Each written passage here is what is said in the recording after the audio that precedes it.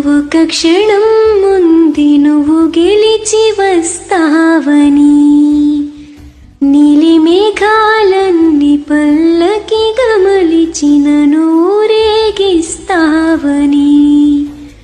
ఆకాశమంత మన ప్రేమలోనయే చీకటైన క్షణకాలమంటునా నుదుట తిలకమై నిలిచిపోవాలని. ఎంత చిత్రం ప్రేమ వింత వీలునామ రాసింది మనకు ప్రేమ. ఈ కాలం కన్నా ఒక క్షణం